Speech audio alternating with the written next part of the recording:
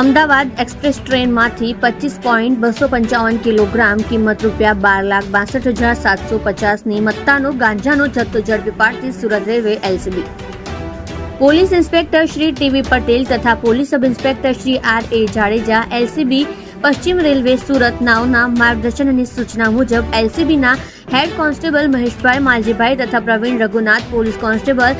સંજયકુમાર, સાહરભાઈ, નિલેશભાઈ, અરવિંદભાઈ તથા એસઓજીના police head constable Vijaysinh, Ranjitsinh તથા સુરત રેલવે પોલીસ સ્ટેશનના પોલીસ કોન્સ અનિલભાઈ, કાનજીભાઈ તથા પોલીસ કોન્સ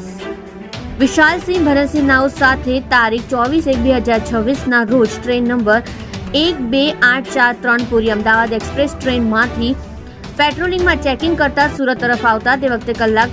3:10 વાગે ઉધના રેલવે સ્ટેશન આવતા પહેલા એન્જિન પછીનો જનરલ કોચના ટોયલેટની બહારની તરફ પાટિયાની સાઈડમાં પેકિંગ કરેલ ગાંજાનો જથ્થો શોધી કાઢેલ અને ટ્રેન સુરત આવતા આ જથ્થો ટ્રેનમાંથી ઉતારી આ અંગેની એનડીપીએસ એક્ટ હેઠળ કાર્યવાહી કરતા કુલ 25.255 કિલોગ્રામ ગાંજો કુલ કિંમત ₹12,62,750નો મુદ્દામાલ અજાણ્યો ઇસમ પોતાના આર્થિક લાભ માટે ટ્રેન દ્વારા ગેરકાયદેસર આયાત કરી બિનવારસી હાલતમાં રાખી જનાર અજાણ્યા ઇસમ વિરુદ્ધ સરકાર તરફે ફરિયાદ અપીલ